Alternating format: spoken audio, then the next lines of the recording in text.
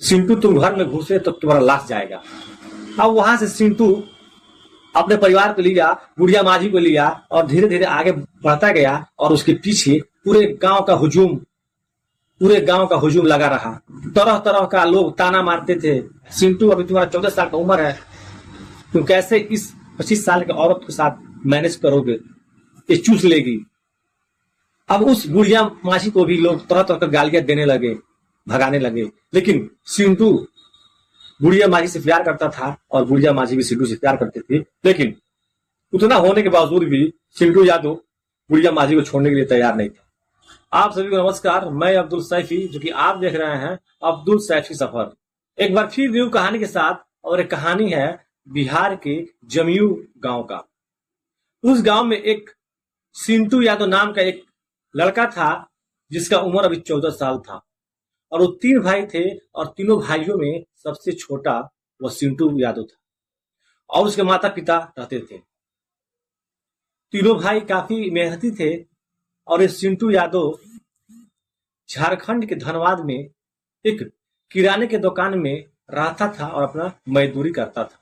उस दुकान पे काफी सालों से सिंटू यादव रहता था, बीच बीच में घर भी आता था और फिर धनबाद में जाकर उस दुकान पे रह के पैसा कमाता था। लेकिन उस दुकान पे एक औरत आती थी और डेली चावल, दाल, मर्चा, यानी डेली कुछ ना कुछ कीन कर लेके जाती थी। उस औरत का 4 बच्चे थे और वो शादीशुदा थी, लेकिन उसका पति परदेश कमाने गया था, वहीं पे पता नहीं खो गया या मर गया। वह पता लगा लगा कर थक गई थी और 4 बच्चों को किसी भी तरह से गुजर बसर कर रही थी। अब जिस दुकान पे वह गुड़िया माझी आती थी, उसी दुकान पर सिंटू यादव रहता था और वही सामान देता था। अब उन्होंने बात किया, अब दोनों में बात करते करते दोनों में प्यार हो गया और शादी का भी ये लोग प्लानिंग कर लिए। और सिंटू को मालूम था कि इस गुड़िया माझी का 4 बच्चे हैं, 4 बच्चे भी एक्सेप्ट कर लिया सिंटू यादव। लेकिन सिंटू यादव का उम्र था 14 साल और गुड़िया माझी का उम्र था 25 साल। काफी उम्र में अंतर था, लेकिन इन दोनों में काफी प्यार था। अब सिंटू यादव उसके घर जाने आने लगा, प्यार मोहब्बत की बातें चलती रही। अब सिंटू गुड़िया माझी के घर आने जाने लगा, वहां पे सोने लगा, उसके साथ संबंध भी बनाने लगा। और क्या हुआ कि गुड़िया माझी काफी चतुर औरत थी। अब सिंटू यादव से मंदिर में जाकर धनबाद में ही शादी दोनों कर ली। अब जैसे शादी हो गया तो गुड़िया माझी ने बोली, सिंटू जी अब आप घर चलिए लेके, क्योंकि यहाँ पे अब लोग हमें रहने नहीं देंगे। अब सिंटू यादव बिल्कुल उस गुड़िया माझी के प्यार में पागल था। अब उसको लेकर और उन 4 बच्चों को लेकर अपने गांव के लिए रवाना हो गया।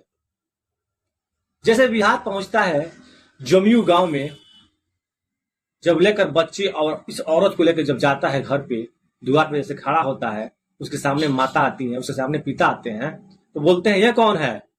तो सिंटू या तो बोलता है, मम्मी ये तुम्हारी बहू है और मैं इसे शादी कर लिया हूं मंदिर में। अब मम्मी जब सुनती है तो देखते हुए कि 4 बच्चे और मेरा बेटा अभी नाबालिग है, अभी 14 साल का है, उस माँ को चक्कर आ जाता है और वहां पे गिर जाती है। अब सिंटू के पिता सिंटू को वहां से डांट कर भगा देता है, बोलता है कमीना बदतमीज, मेरे घर पे आना नहीं, अगर आ जाओगे तो मैं अपने आप को मार डालूंगा और तुमको भी मार दूंगा। और सिंटू यादव का 2 बड़े भाई थे, वो भी लाठी डंडा लेकर वहां पे खड़े हो गए, बोले कि सिंटू तुम घर में घुसे तो तुम्हारा लाश जाएगा। अब वहां से सिंटू अपने परिवार को लिया, गुड़िया माझी को लिया और धीरे धीरे आगे बढ़ता गया और उसके पीछे पूरे गांव का हुजूम लगा रहा। तरह तरह का लोग ताना मारते थे, सिंटू अभी तुम्हारा 14 साल का उम्र है, तुम कैसे इस 25 साल के औरत के साथ मैनेज करोगे, ये चूस लेगी। अब उस बुढ़िया माझी को भी लोग तरह तरह की गालियां देने लगे, भगाने लगे। लेकिन सिंटू बुढ़िया माझी से प्यार करता था और बुढ़िया माझी भी सिंटू से प्यार करते थे। लेकिन उतना होने के बावजूद भी सिंटू यादव बुढ़िया माझी को छोड़ने के लिए तैयार नहीं थे। अब सिंटू क्या किया, उसका एक जमीन था गांव के बगल में, वहां पे एक झोपड़ी थी जिसमें भैंस रहती थी। उसमें सिंटू लेकर